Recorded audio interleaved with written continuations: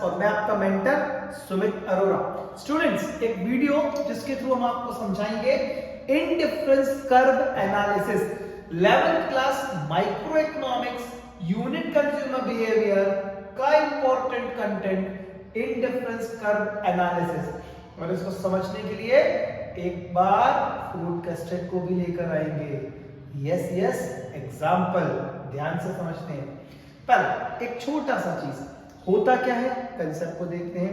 Indifference curve, curve है इसका मतलब ग्राफ होगा, तो आ गया it is a graphical presentation. Words को पकड़ते हैं यहाँ पे मार्कर से। It is a graphical presentation, मतलब हम कहीं ना कहीं इसमें ग्राफ बनाएंगे, कर्व बनाएंगे। प्रेजेंटेशन है तो कुछ तो शो करेगा। क्या शो करेगा? which shows that every set of bundle, आ जाओ इधर, bundles, bundles लिखा है ये मैंने। बंडल का मतलब होता है combination of two goods A B C D E। For example, कोई कंज्यूमर दो कमोडिटीज को कंज्यूम कर रहा है, एप्पल और ऑरेंजेस, तो उसके कंजम्पशन से हर एक bundle consumer is going to consume give same level of satisfaction. ये वर्ड बहुत इंपॉर्टेंट है, same level of satisfaction. Indifference curve में जो भी हम कॉम्बिनेशंस देखते हैं टू गुड्स का, every set of bundle will going to give same level of satisfaction to the consumer. अब इसको समझने के लिए बहुत ही अच्छा वाला एग्जांपल को रैप अप करता हूं। मुझे एक बात बताइए, फ्रूट कस्टर्ड खाया है? पसंद है? पसंद है? चलो एक छोटा सा फ्रूट कस्टर्ड के इंग्रेडिएंट्स तैयार करते हैं, ठीक है? देखते हैं ध्यान से। चलो देखो, अगर मान लो एक मिनट में फ्रूट कस्टर्ड की बात करो तो फ्रूट कस्टर्ड में क्या क्या डलता है? एप्पल, से यस, ऑरेंजेस, थोड़ा बहुत डाल सकते हो, बनाना, पॉमीग्रेनेट, ग्रेप्स, ये डलता है, ठीक है? तो अब अगर एक सेकंड बोलूं एप्पल, अगर एक मान लो एक छोटी एक फैमिली का एग्जांपल लेता हूं। मान लो एक फैमिली है जिसमें हस्बैंड वाइफ और उनके दो बच्चे हैं, यानी कि 2 किड्स हैं। तो एक 4 लोगों के हिसाब से ऑन एन एवरेज हमको कितना फ्रूट कस्टर्ड की क्वांटिटी लगेगी? सपोज मान लो 200 ग्राम ऑफ एप्पल्स या 250 ग्राम ऑफ एप्पल्स लेकर आऊंगा। एप्पल कुछ नहीं तो 180-200 रुपीज केजी होता है। मेरे पास लिमिटेड 100 रुपीज है एग्जाम्पल में, ध्यान देना जरा। तो मैं 200 ग्राम एप्पल भी खरीदता हूं तो कुछ नहीं तो कम से कम मिनिमम ग्राउंड पर मेरे आराम से 40 रुपीज तो चले जाएंगे। मिनिमम एंड पर 35-40 रुपीज चले जाएंगे। ऑरेंजेस फैमिली में 4 लोग हैं, उसके हिसाब से खरीदते हैं। सपोज 2 पीस ऑफ ऑरेंज भी लूंगा तो कुछ नहीं तो कम से कम अगेन 15-20 रुपीज मेरे ऑरेंज में चले जाएंगे। यानी कि 2 पीस भी लूंगा तो 20 मेरे ऑरेंज में चले जाएंगे। बनाना थोड़ा सा सस्ता फ्रूट है, फिर भी अगर बात करें तो 40 रुपीज पर डजन या 50 रुपीज पर डजन की भी अगर मैं बात करूं तो घर में 4 सदस्य हैं तो मिनिमम ग्राउंड पर कम से कम 8 पीस ऑफ बनाना तो लेना पड़ेंगे। तो कुछ नहीं करते करते अगर मैं 8 पीस लेता हूं तो मिनिमम ग्राउंड पे मेरे आराम से 25 रुपीज 30 रुपीज चले जाएंगे। तो अगर मैं देखूं 30 रुपीज यहां चले गए। पॉमीग्रेनेट भाई अच्छा फ्रूट है यार, एक मारो कितने सारे दाने निकल जाए। तो पॉमीग्रेनेट में अगर एक छोटा सा भी लेता हूं तो कुछ नहीं तो कम से कम मिनिमम ग्राउंड में 20 रुपए चले जाएंगे। अंगूर, अरे भाई मधु अंगूर है, मीठा अंगूर है भैया, बड़ा दाना बड़ा दाना। अंगूर खाओगे? खाओ, अंगूर खाओगे। कुछ नहीं तो कम से कम 200 ग्राम अंगूर भी अगर लाऊंगा फ्रूट कस्टर्ड के हिसाब से बता रहा हूं, अगेन मेरे कुछ नहीं तो 15-20 रुपीज चले जाएंगे। टोटल तो कर लेंगे। अरे भाई टोटल तो कर लेंगे। कितना हो गया? 40, 60, 90, 110, 130। अरे बाप रे, पैसे हैं 100 रुपए, बजट है 100 रुपए, यहां पर पहुंच गए 130 रुपए। पैसा है, क्या करें? वीडियो देखते देखते सोचो क्या कर सकते हो। कोई यूपीआई नहीं है, कोई क्रेडिट नहीं चलेगा, बार्गेनिंग नहीं चलेगी, फिक्स बात खत्म। 100 रुपए तेरी पॉकेट में है बेटा, 130 रुपए का बिल बन गया, क्या करोगे? Immediately think and answer me comment में आंसर भेजो भैया, क्या करोगे? कुछ कमोडिटी को कम करोगे? 100% कुछ ना कुछ तो कमोडिटी को कम करने की सोच ही रहे होगे कि कोई एक फ्रूट को मैं कम कर देता हूं। लेकिन सोचो, अगर किसी फ्रूट को कम करा, आपके सेटिस्फेक्शन पे फर्क पड़ेगा? एब्सोल्युटली पड़ेगा। सपोज मैंने सोचा कि एप्पल की क्वांटिटी कम कर देता हूं, या चलो सपोज ऑरेंज कम कर दूं, या कोई सा भी फ्रूट कम करता हूं। अगर आप फ्रूट कम करोगे तो सेटिस्फेक्शन पर फर्क जरूर आएगा। 100% मन में बात आएगी ना, या थोड़े और पैसे हो जाते तो क्या होता, और ओवरऑल क्वांटिटी भी कम हो जाएगी, है कि नहीं? तो अगर अपन ऐसा कुछ सीखें, इकोनॉमिक्स के स्टूडेंट होने के नाते, अब आप यहां पे क्या कर सकते हैं मैं बताऊं? किसी भी एक महंगे फ्रूट को थोड़ा सा कम कर दो और सस्ते फ्रूट को थोड़ा सा बढ़ा दो, क्या फायदा हुआ? बिल्कुल हुआ, क्वांटिटी की क्वांटिटी बरकरार है पूरी। महंगा फ्रूट हो गया थोड़ा सा कम, सस्ता फ्रूट हो गया थोड़ा सा ज्यादा, ऑन एन एवरेज क्वांटिटी तो मिल गई ना भैया। तो क्या आपके सेटिस्फेक्शन में फर्क पड़ा? नहीं। आप में से कोई भी व्यूअर क्या फ्रूट कस्टर्ड खाते समय ये देखता है कि मेरे बाउल में एप्पल के दाने कितने हैं? ढूंढो भैया, गिनो भैया। और पोमीग्रेनेट कितना है? गिनो भैया। नहीं करते, नहीं करते, केवल फील करते हो। बाउल में पूरे फ्रूट्स को फील करते हो, देखते हो, आराम से कंजम्पशन करते हो। तो सिमिलरली कंसेप्ट को समझ लो मैं क्या सिखाना चाह रहा हूं। अगर कोई सा भी एक फ्रूट मैंने कम कर दिया, कोई सा भी कम कर दिया, उसके बदले में कोई दूसरे फ्रूट को बढ़ा दिया, क्या सेटिस्फेक्शन में फर्क आएगा? नहीं आएगा। एप्पल को थोड़ा सा कम करके अगर सपोज मान लो मैंने बनाना चाटा डाल दिए, क्या फर्क आएगा? क्या मैं बोलूंगा मेरे बाउल में एप्पल कम है? No ways, no ways. कहीं ना कहीं what I am trying to say कि अगर थोड़ा सा कुछ कम हो गया तो दूसरा कुछ बढ़ गया। इंडिफरेंस कर्व इसी पॉइंट को कहता है कि अगर हम किसी एक जगह से कुछ चीज को सैक्रिफाइस कर रहे हैं तो दूसरी जगह कुछ गेन कर रहे हैं, जिससे सेटिस्फेक्शन लेवल पर कोई भी फर्क नहीं आएगा, नहीं आएगा। यानी कि तो ओवरऑल क्या बन गया? एक ऐसा ग्राफिकल प्रेजेंटेशन, ये देखिए, एक ऐसा ग्राफिकल प्रेजेंटेशन जो ये बताएगा कि हर कॉम्बिनेशन, ये रहा, हर कॉम्बिनेशन जो कंज्यूमर कंज्यूम करेगा going to give same level of satisfaction. इसीलिए मैंने इमीडिएटली ये मीनिंग पर आ रहा था, वहां पर लिखवाया था same level of satisfaction. Every set of bundle that a consumer is going to consume give them same level of satisfaction। मतलब as per the schedule जो satisfaction A दे रहा है वही B दे रहा है, वही C, वही D, वही E। यानी कि अगर कंज्यूमर को कहीं पर कुछ कम हो रहा है तो कहीं ना कहीं बढ़ भी रहा होगा। इसीलिए इंडिफरेंस कर्व में जितने भी कॉम्बिनेशन आएंगे, every combination going to give same level of satisfaction to the consumer. अब इसको ग्राफिकल फॉर्मेट में पढ़ के देखते हैं। ये सामने मैंने एक छोटा सा टेंटेटिव शेड्यूल बनाया हुआ था, उसके हिसाब से ग्राफ है, देख सकते हैं। देखो बेटा यहां पर पॉइंट क्लियर करूंगा। एक्स एक्सिस पर वही कमोडिटी को लेना जो बढ़ रही है, वाई एक्सिस पर उसी को लेना जो गिर रहा है, कम हो रहा है। ठीक है, इसको याद रखने का एक तरीका समझाऊं। देखो अपन कभी भी ग्राफ बनाते हैं, आप भी ध्यान देना, ऐसे बनाते ना, एक बार ट्राई करते हैं। वाई एक्सिस एक्स एक्सिस ऐसे बनाते हो तो याद रखने का तरीका बताऊं। जो गिर रहा है वाई, जो बढ़ रहा है एक्स। सही है ना सर जी? गिरा बढ़ा। तो ऑलवेज रिमेंबर, गिरने वाली कमोडिटीज को हम लोग y पर प्लॉट करते हैं और बढ़ने वाली को x पर प्लॉट करते हैं। तो एज पर अवर शेड्यूल ऑरेंजेस की यूनिट्स बढ़ रही हैं, ऑरेंज को मैंने x एक्सिस पर लिया, एप्पल्स की यूनिट्स कम होती जा रही है, मैंने उसको y एक्सिस पर लिया। ठीक है, चलो बनाना चालू करता हूं बेटा, देखेंगे जरा ध्यान से।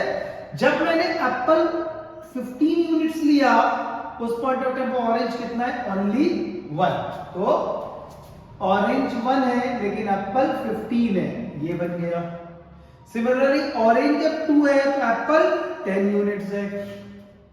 ऑरेंज 2 है, एप्पल 10 यूनिट्स है, 9 से थोड़ा ऊपर। 3 पर 6, 4 पर 3, 5 पर 1। तो अगर मैं इसको ऐसे बनाऊंगा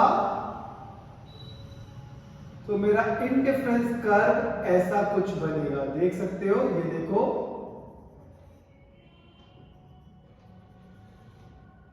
ये सब कॉम्बिनेशन है बेटा, ये सब कॉम्बिनेशन है। A, B, C, D, E.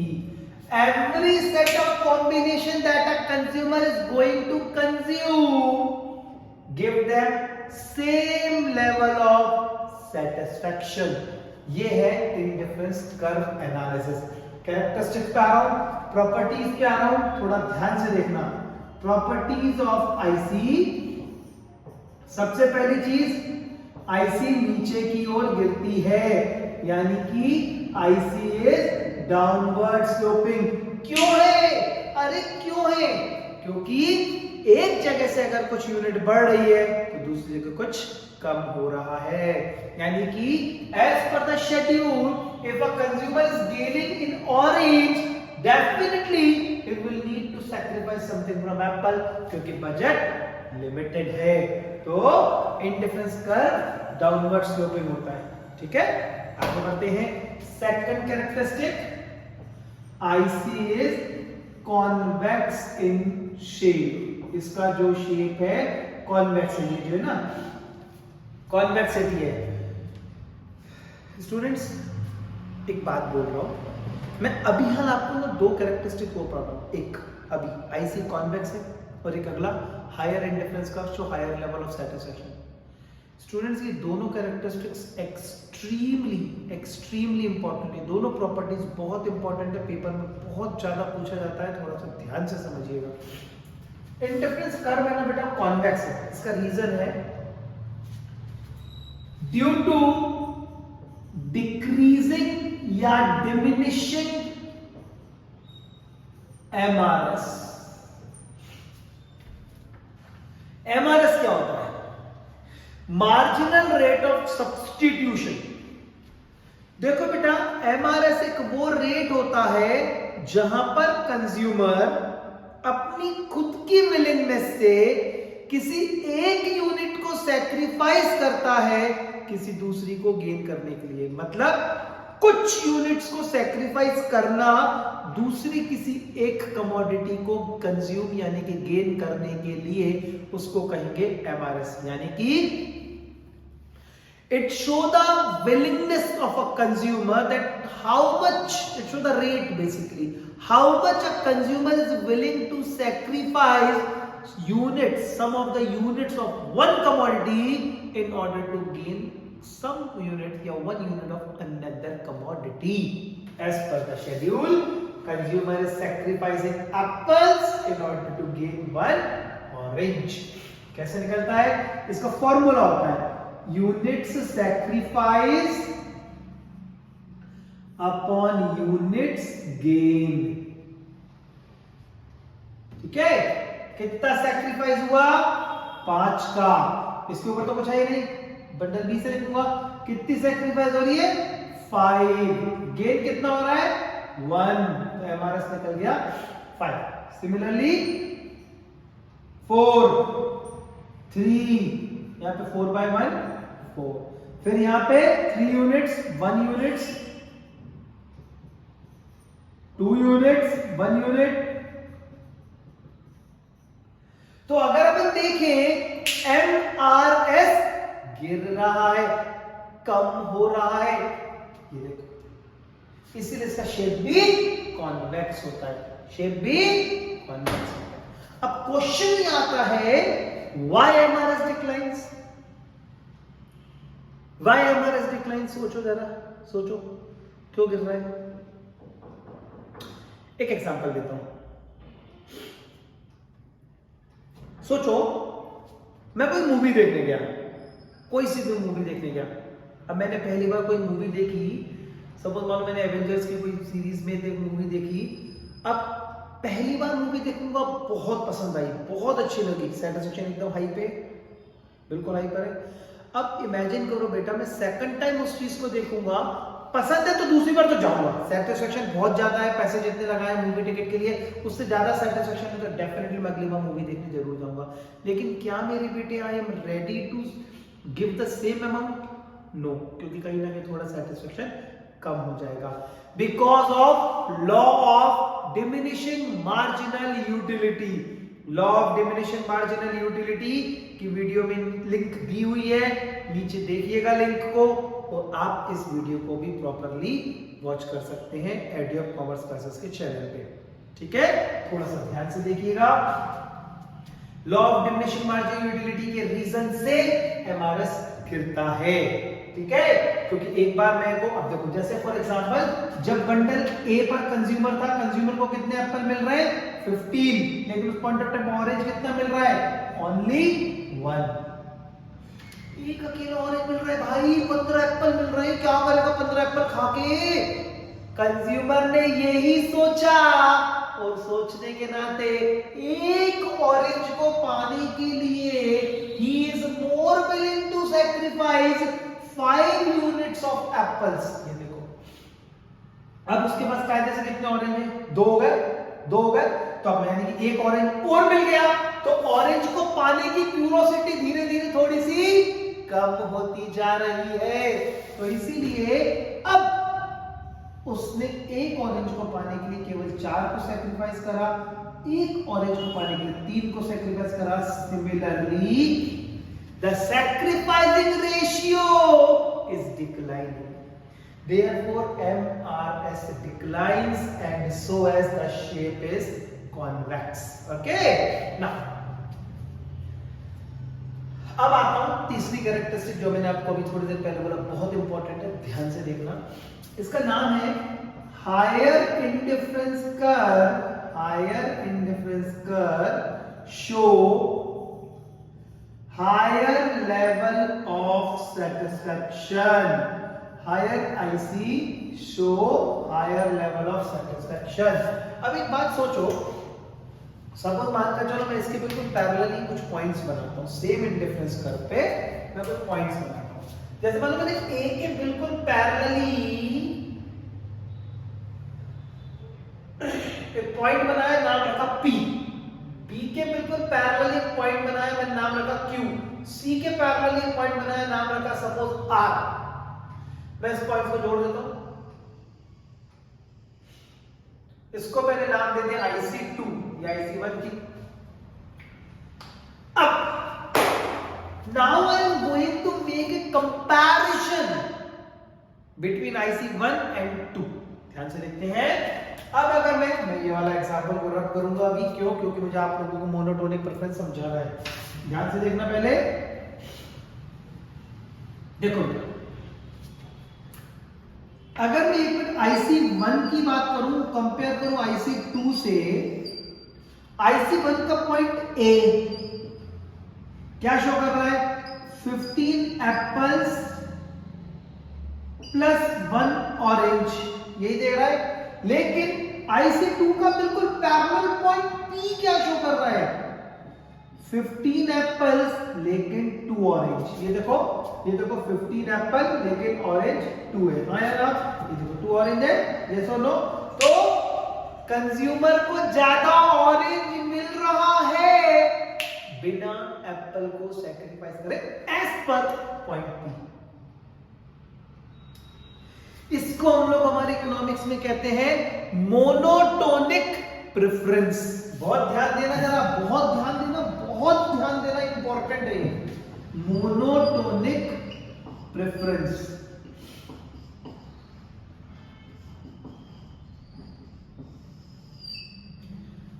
Her rational consumer इस बात को सोचता है कि उसको ज्यादा से ज्यादा मिले बिना कुछ कम हुए। ठीक है? आप लोग खुद सोचो, पानी पूरी खाने जाते हो, गोलगप्पे खाते हो, गोलगप्पे खाने के बाद कैसे बोल देते हो एंड में, भैया 100 की दे दे। और इमेजिन करो अगर वो सूखी देने वाले भैया बोले नहीं सर मैडम चार्ज लगेगा, सूखी नहीं देंगे, क्या आपको सेटिस्फेक्शन मिलेगा? सब्जी लेने के बाद, बिल पूछने के बाद आखिरी में बोल देते हो ना भैया धनिया मिर्ची तो डाल दो यार, क्यों? अरे भाई सेटिस्फेक्शन, वो जरा सी चीज एक्स्ट्रा डालने से जो सेटिस्फेक्शन मिल रहा है ना, उसका तो सेटिस्फेक्शन का फीलिंग आप ही लोग कर सकते हो व्यूअर्स, समझो जरा। तो मोनोटोनिक प्रेफरेंस भी वही है, हर कंज्यूमर ज्यादा कंजम्पशन करने की सोचता है बिना कुछ सैक्रिफाइस करे। मीनिंग पे ध्यान देना, monotonic preference refers to every rational consumer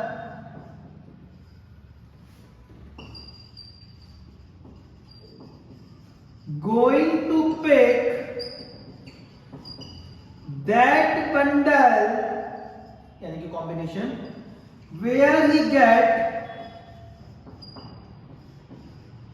some units of one commodity or both the two commodities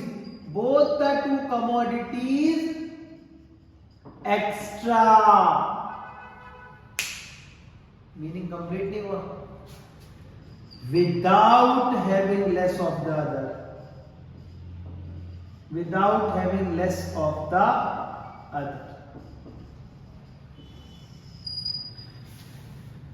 अगर ये वर्ड नहीं लिखा ना नंबर नहीं मिलेंगे।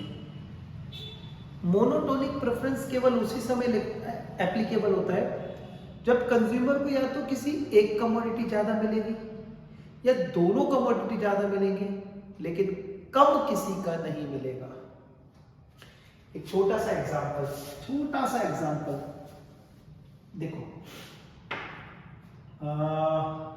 मान लो एक मिनट के लिए एक कॉम्बिनेशन है ए जिसमें उसको 15 यूनिट्स ऑफ डेयरी मिल्क मिल रही है और 2 किटकैट मिल रही है। एग्जांपल है, ध्यान देना। वहीं पर बंडल आ गया बी, उसको क्या हो रहा है 15 यूनिट्स डेयरी मिल्क की मिल रही है लेकिन उसको किटकैट मिल रही है 3। कंज्यूमर क्या लेगा, ए की बी? क्या लोगे? कमेंट करके बताओ। डेफिनेटली बी लोगे। क्यों बी लोगे? क्योंकि consumer is getting 1 unit of KitKat extra without having less of Dairy Milk. Dairy Milk कम नहीं है without less of Dairy Milk. अब इसी को अगर बोलता,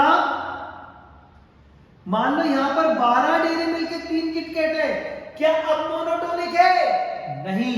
क्यों? कहने को यहां तो ज्यादा मिल रहा है, यहां लेके कम हो गया। Not having less of the other word पे फोकस किया था मैंने, कंज्यूमर को कुछ कम नहीं मिलना चाहिए। ठीक है, चलो आगे बढ़ूंगा। अब मान लो एक मिनट यहां पर मैं लिखता 16, क्या ये मोनोटोनिक है? एब्सोल्युटली मोनोटोनिक है। Consumer is going to pick again B. Why?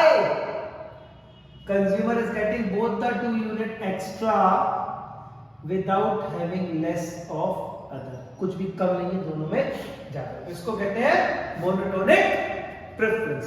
ठीक है, प्रेफरेंस। ना ये आ गया 3 कैरेक्टरिस्टिक। अभी टॉपिक को आगे बढ़ाता हूं, थोड़ा ध्यान से देखना। 4th कैरेक्टरिस्टिक पे बढ़ रहा हूं, 4th प्रॉपर्टी में बढ़ रहा हूं। इंडिफरेंस कर्व कभी भी एक्सिस को टच नहीं करती। IC never touch any of the axis. क्यों? इधर देखते हैं। कोई भी एक्सिस को टच करेगी का मतलब क्या है? कोई ये कॉम्बिनेशन में एक चीज 0 हो गई। हाँ देखो, अगर ये ऊपर ऐसे टच करा तो क्या मतलब है कि उसको एप्पल्स उस समय ज्यादा मिल रहे लेकिन बनाना 0 है। तो अल्टीमेटली हो क्या रहा है, यहां पे टच नहीं हो सकता।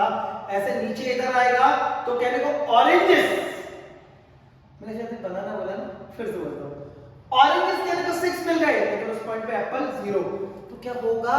अरे हो ही नहीं सकता। इंडिफरेंस कर्व का किसी भी एक्सिस को टच करने का मतलब ये होता है राजा बेटा कि कोई सी भी एक कमोडिटी उसको नहीं मिल रही है।